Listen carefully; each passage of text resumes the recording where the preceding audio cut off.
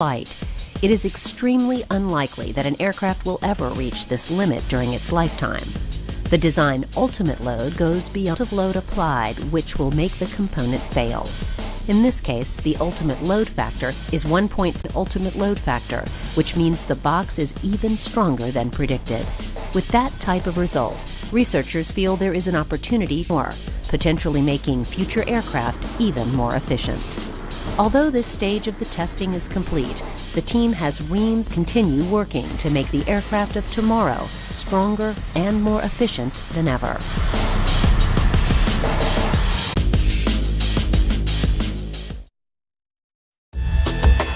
During takeoff and landing. But hinged flaps have drawbacks, such as high noise levels, and their design affects the flow over the wing. Called Flexus to combat these problems. Their innovative design has the potential to revolutionize flight by having the wings on its wing, rather than the traditional flap system we have now. Here is Dr. Sridhar Kota, the inventor of the Flexus wing, to explain. With the current flaps, once they're tucked in, you don't want to move those flaps because the flow will separate. So the aerospace community has known for a long time that if you have a seamless that can be morphed in flight, actually Wright brothers did that for roll control. The idea to have aircraft wings. In fact, the Wright brothers' first designs used morphing wings to help with controlling flight. But as aircraft using stronger materials, aircraft designers were forced to stop using the morphing wing technique and use flaps and slats for how to make it happen. While looking at this problem in the early 90s, Dr. and make intricate mechanism that works beautifully. Whereas this intricate mechanical motion without conventional joints. And in fact, how do we capture that where we want a monolithic structure that's what I call the distributed compliance. And you can see this here. So here, this can be a monolithic design. When I apply force at these tabs, and you can see it move, so you can get large deformation. But which means you can do this multiple times. You can do this millions of cycles. This technique also has inherent mechanical advantages in that it is very tough to test in flight. The team removed the traditional flaps from a approach for landing or for takeoff. There's a lot of noise that's generated by the spaces and gaps from existing flaps that aren't in. And so what this does is it reduces that noise by eliminating those gaps. And they have a smooth continuous. So we had winglets. So winglets came on aircraft and made them much lighter and more efficient and more effective. And this is similar to winglets. Take an airplane and have wings act more like a bird. Instead of having just these boards that come down and all locked in place, you're actually have more like a bird would do.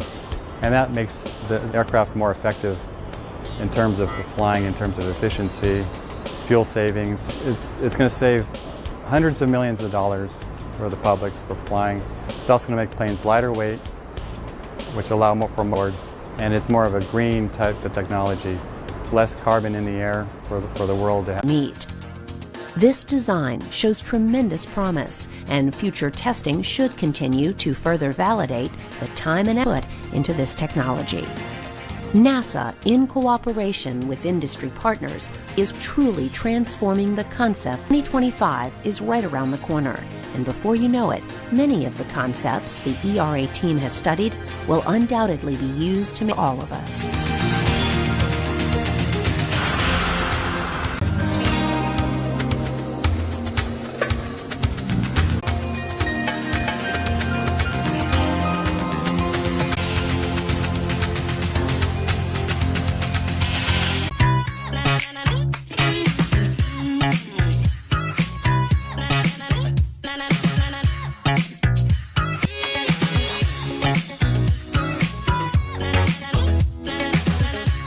Extremely exciting. In my lectures, there are always young people in the audience.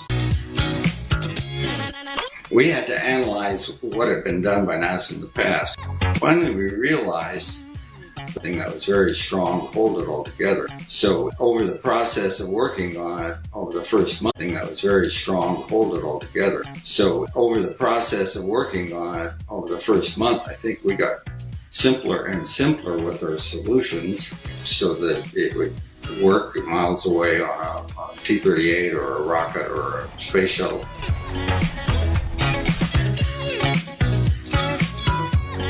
We were trying to embody in the logo innovation.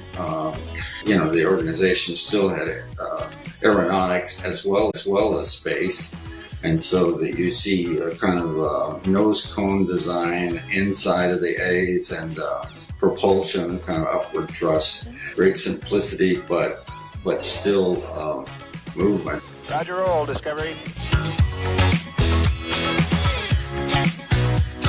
The term worm came out of Florida in a newspaper down there, and it was meant to be derogatory, and I personally thought it was very derogatory. And eventually, over the years, the worm became a term of endearment, but it wasn't meant that at all in the beginning.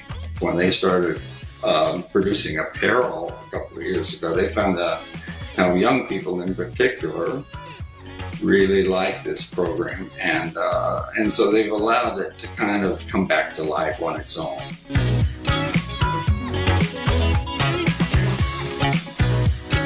It's validation, I think, of the sort of timeless approach that we brought to this. Space is about the future, and if we can still hang in there, and if it still represents that, then it's quite a victory, I think. Aesthetics aside, the goal was to do that, to hold up for decades, and apparently it's got better legs today than it did then.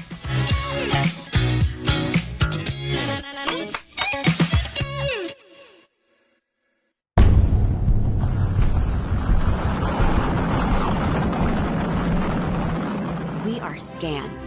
We are advancing today's space communication and navigation services and technologies to meet tomorrow's challenges.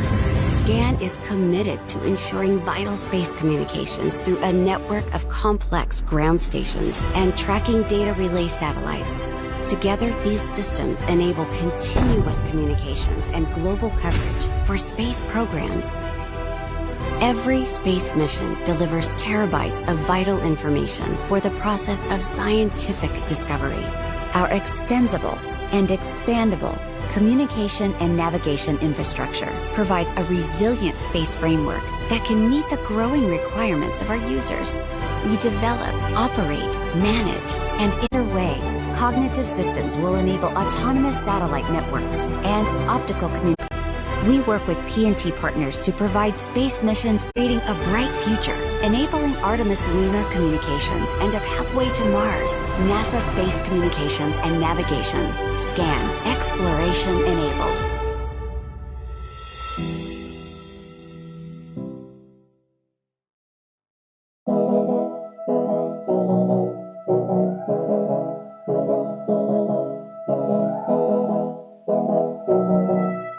NASA's Jet Propulsion Laboratory presents the Von Karman Lecture, a series of talks by scientists and engineers who are exploring our planet, our solar system, and all that lies beyond.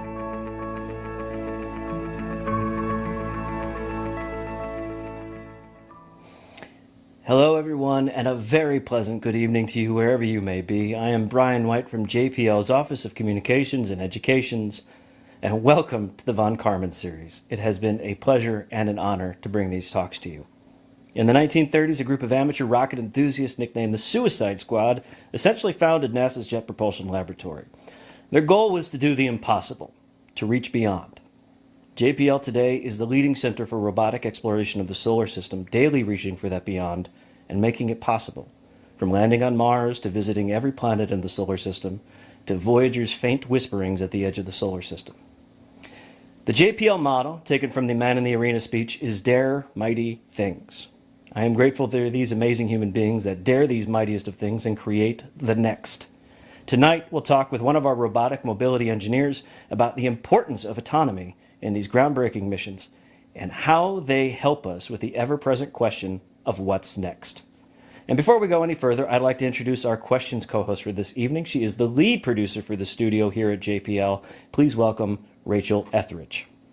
Hi, Rachel. Oh, thank you. Hi. Thank you so much, Brian. And hi, everybody out there.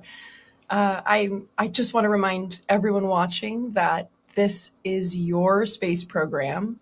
We want you to be involved with this conversation. So whether you're watching on YouTube or Facebook Live or LinkedIn, ask questions in the chat box, and our social media team, who are at the ready, will bring in as many as we can in our talk tonight. And if you don't see the chat box, just reload your page and it should be right there.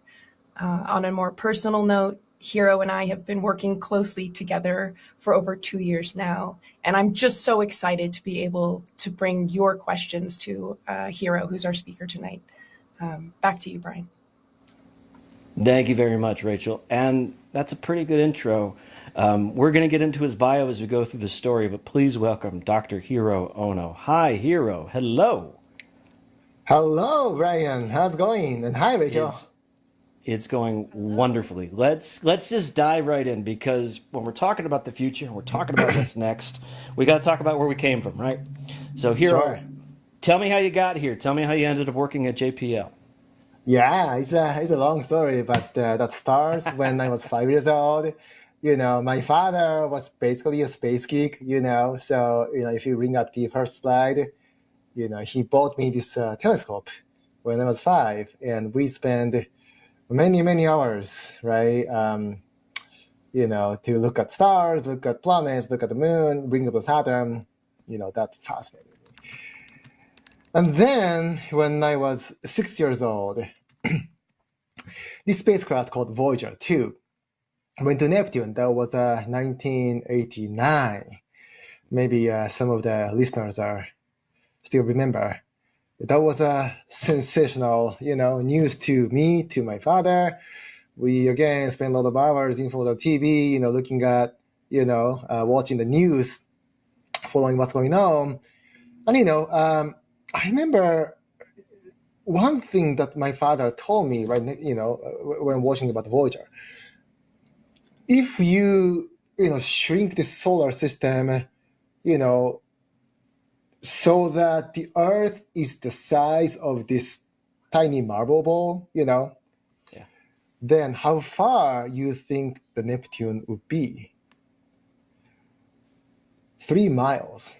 Oh, of course, I grew up in Tokyo, Japan, where my accent comes from. So he didn't say 3 miles, he said 5 kilometers. But anyways, this Earth is, this tiny marble ball, right? And then this space system spending 12 years to get there, reach to this beautiful blue planet and send the pictures back. That's so amazing. And, somehow I've heard that this spacecraft was created by this place called JPL.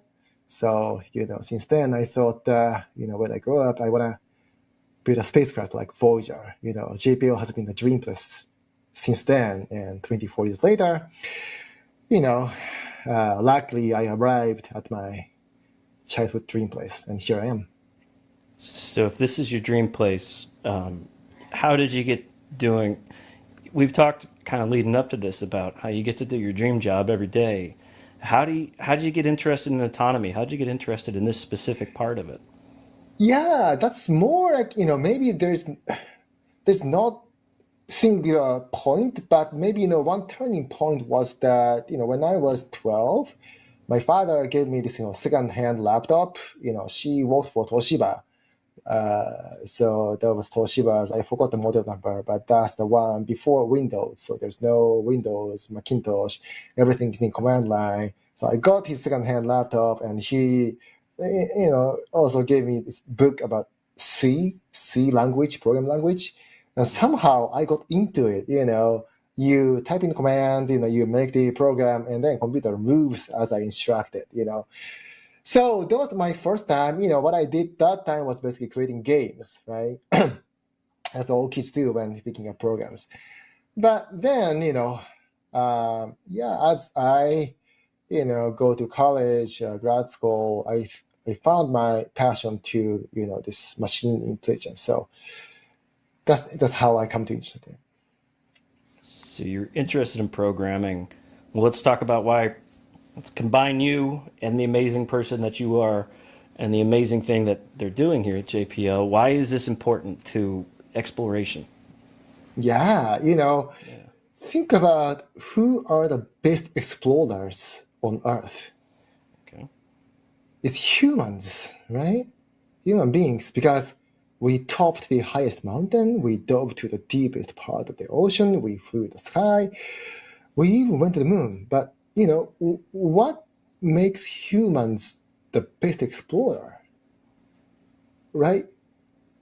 We are not the species that can run fastest. We are not the species that can, swim, fly. Yeah. It's not the physical capability, it's the intelligence, right? It's our intelligence that makes us the best explorer.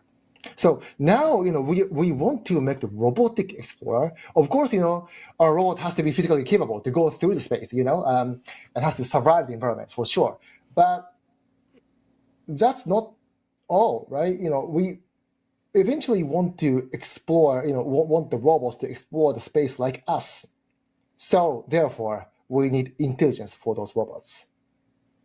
Well, let's talk about that intelligence. I mean, it sounds science fiction when you use the phrase intelligence.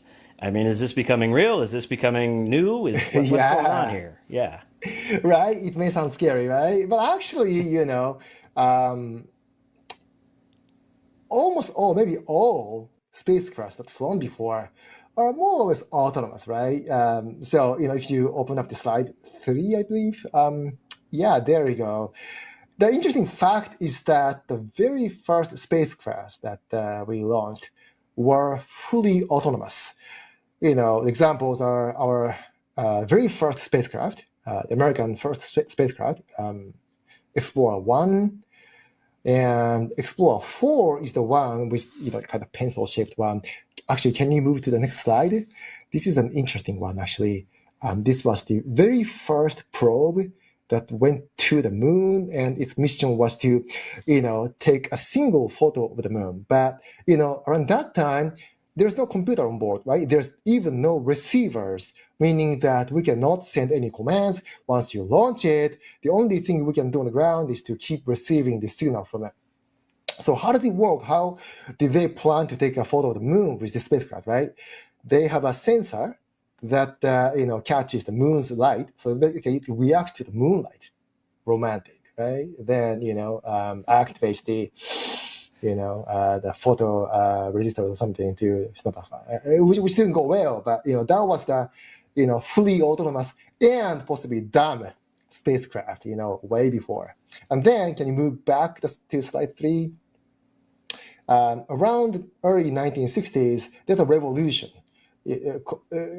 caused by digital computer. That was the time when digital computer was available for spacecraft for the first time, around the time of Apollo. So now, with the onboard computer combined with receiver, we can first, become capable to send commands to the space that has already been launched before, right? So this was revolutionary because spacecraft was still dumb, but now we become capable of projecting our intelligence, right, to space.